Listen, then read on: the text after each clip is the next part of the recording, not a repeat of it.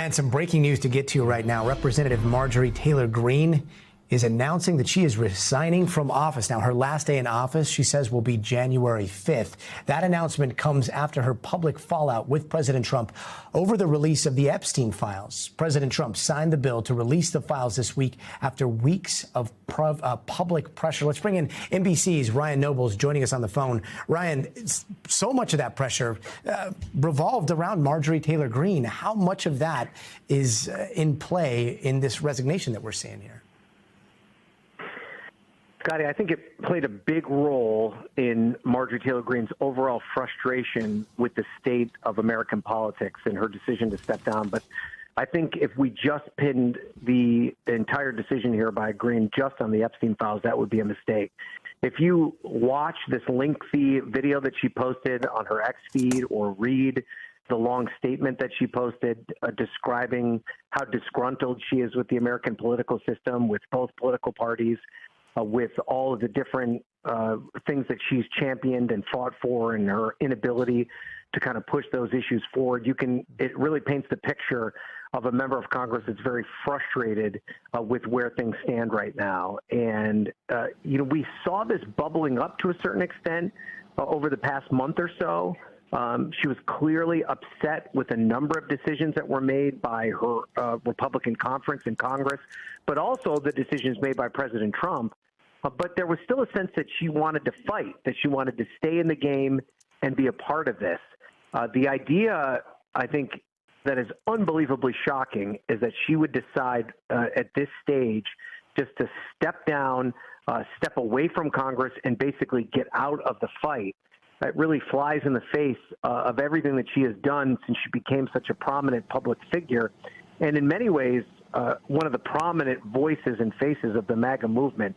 I think this is shocking. And I do have to tell you, Gotti, I talked to her about a month ago, right at the start of the government shutdown. And this is where we really started to see her kind of crystallize this break that she was having with her party. And I asked her very directly, are you going to run for re-election? Are you done with Congress? And her answer was very ambivalent. She didn't answer the question directly. And I do have to tell you, at that time, it got my wheels turning. Should we be watching her as someone who may step away from this role? Does she not want to do this anymore? Never in a million years did I think that she would resign early and just call it quits at this stage. But I definitely had the feeling that perhaps she was fed up with the political process and wouldn't run for re-election. But this is no doubt a shocking decision that she is going to step down in early January from her role as a member of Congress. And, Brian, you mentioned her video. I believe we have some of her video. You'll hear some of her own words here that she just posted on X and social media. Let's take a listen to what she says. I'm going back to the people that I love, to live my life to the fullest, as I always have, and I look forward to a new path ahead. I'll be resigning from office with my last day being January 5th, 2026, and I look forward to seeing many of you again sometime in the future. May God bless you all, and may God bless America. And there's a lot more of that video on her social media feed if you want to see it for yourself. But Ryan, what kind of ripple effects do you think that this is going to have across the GOP here? Gotti, I don't think it's going to necessarily lead to mass resignations of other members of Congress, or it's going to change the conversation in Congress. But I do think one of the things about Marjorie Taylor Greene that people risk not understanding is how plugged in she is, for lack of a better word, the vibe of the MAGA movement. In many ways, I would almost argue that she understands the average MAGA voter even better than Donald Trump does. She understands what motivates them. She understands why they came to the movement. And the biggest reason for that is because she's one of them. I mean, if you think back to who she was back in 2020, when she first got elected to Congress, she was thought to be a political outcast. She was thought to be radical. She was someone that was associated with the QAnon movement. And I remember interviewing her during the Georgia runoff shortly after President Trump had lost his reelection bid. It was during that window of time where President Trump was fanning the flames of the Stop the Steal movement and thinking that it was just kind of hard to believe that someone like her could have been elected to Congress.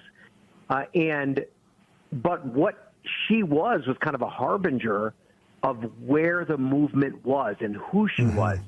She had a direct kind of unique understanding of the thought process of the people that were flocking to Donald Trump's movement.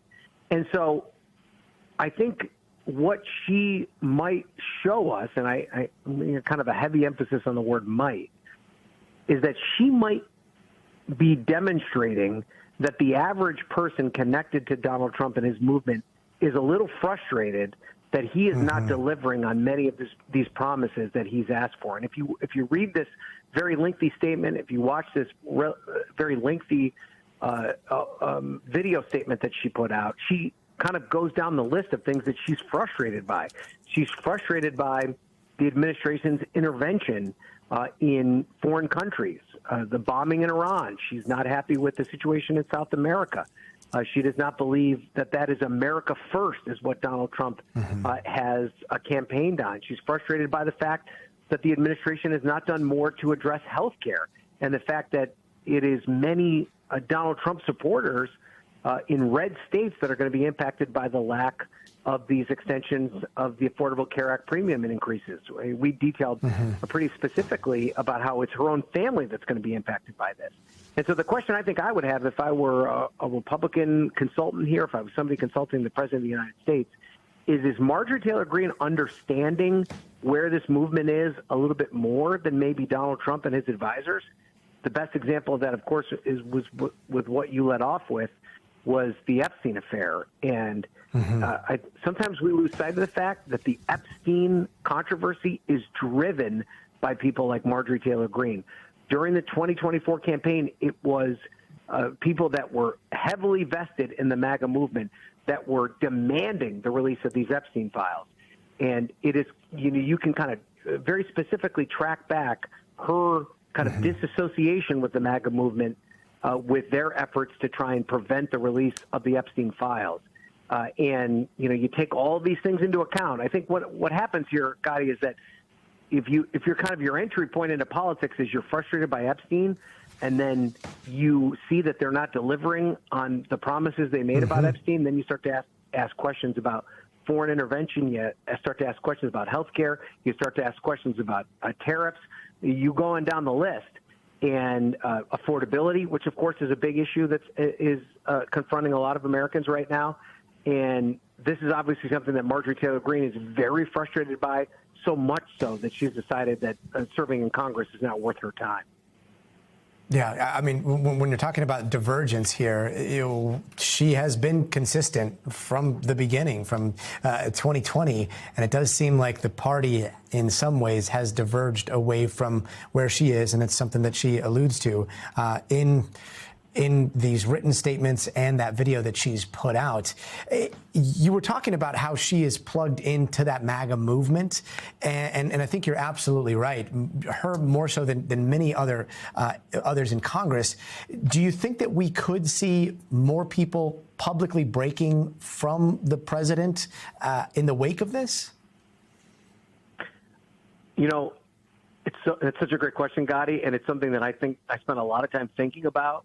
And I do think kind of the hallmark of Republicans in Congress, for a good part of Donald Trump as president, even, during his first term, certainly during the period of time where he wasn't in office, and even kind of on steroids after he won his second term in 2024, was that you saw a very distinct and stark capitulation by Republicans in Congress. They were basically willing to do whatever Donald Trump asked them, even if it was in the face of traditional Republican orthodoxy, even if it was in the face of their Article I powers. You talk about the fact that Donald Trump has kind of gone back on these appropriations by Congress through rescissions and impoundment and all these different things, where he's basically saying, I don't need to spend the money that Congress has appropriated, which the Constitution clearly states that Congress has the power of the purse.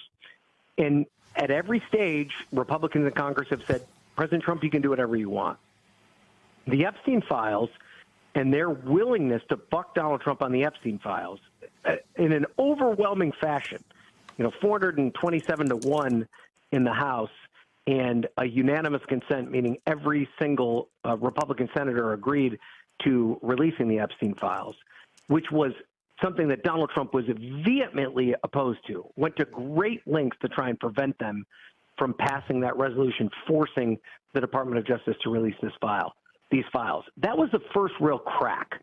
That was an indication that Republicans were starting to test the political winds, and they were starting to figure out that Donald Trump doesn't have complete, total control over the base of their party, that this issue was something where they were starting to track away from him. And now you have to start to ask the question of, will there be more opportunities for Republicans like Marjorie Taylor Greene not to resign or get out, but to say, you know what, President Trump, I don't agree with you on this particular issue. And you name the list of issues that have been controversial. Could it be foreign intervention, South America and other places? Could it be tariffs? There are a lot of Republicans, traditional Republicans, that are very uncomfortable with the idea of these heavy tariffs that President Trump is levying on countries all across the world. And then issues like Ukraine or Israel. Marjorie Taylor Greene was very forceful in kind of calling out this idea that the United States should not be completely complicit with Israel's action in Gaza, and that the people of the Palestinians in Gaza should be given human rights and things along those lines. So there's a long list of issues where you could maybe now start to see Republicans feel a little bit more emboldened to stand up to Donald Trump. And Marjorie Taylor Greene could be, to use kind of a bad cliche, the canary in the coal mine here, as kind of a new kind of effort by Republicans to stand up to Donald Trump. And the last point I'll make about that, Gotti, is maybe they're also emboldened by the election results in November, where Democrats won overwhelmingly, and they're now starting to freak out because they're up for re-election and they're going to be on the ballot in 2026. Do we need to start to stand up to Donald Trump maybe a little bit more than we have up until this point? Ryan, I'm so glad you brought that up, because I've been thinking about whether this is related, tangentially related, or possibly not related at all. But look, we started the show, we led the show with this visual of the president, President Trump, in the Oval Office, standing next to and being very chummy with Zoran Mamdani, right? And Zoran Mamdani was kind of the boogeyman to the GOP for such a long time leading up to that, right? And so you see this about face.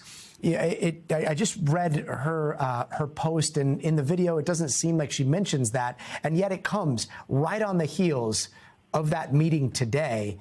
How do you think that what we saw with the president and Zoran is going to play with the GOP after this very high-profile resignation that we're seeing play out? Well, Gotti, I think the message, the overwhelming message to take away from what we see here from Marjorie Taylor Greene stepping down and the reasons that she's stepping down, President Trump's kind of embrace, almost his bear hug of Zoran Mamdani in the Oval Office today, is that there is a kind of a wake-up call, a realization from politicians of every political stripe that the average American is frustrated by the direction of the country. And there could be a long list of reasons why, but the word that you heard come up over and over again in the Oval Office today, and the word that you heard come up in Marjorie Taylor Greene's announcement that she was stepping down, is affordability.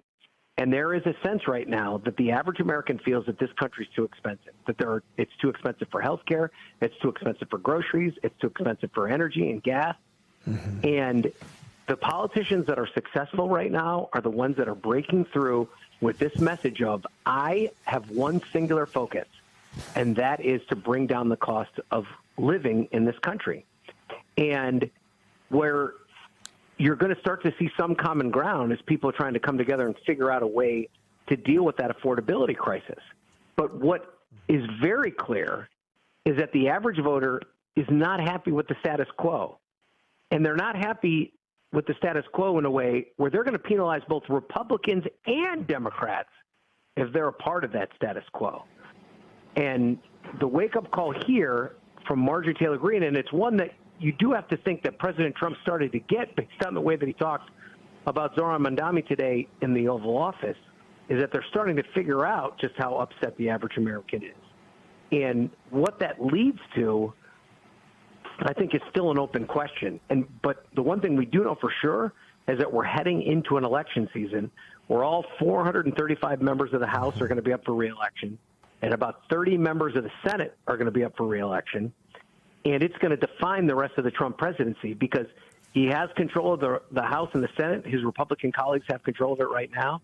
If he loses even one of those chambers, it's going to be a much harder sled for him in terms of trying to enact his agenda. So there are many lessons to be learned here. But if you haven't gotten yet this kind of blaring message from the American people that they think life is too expensive, then you probably are not going to be in political office for much longer.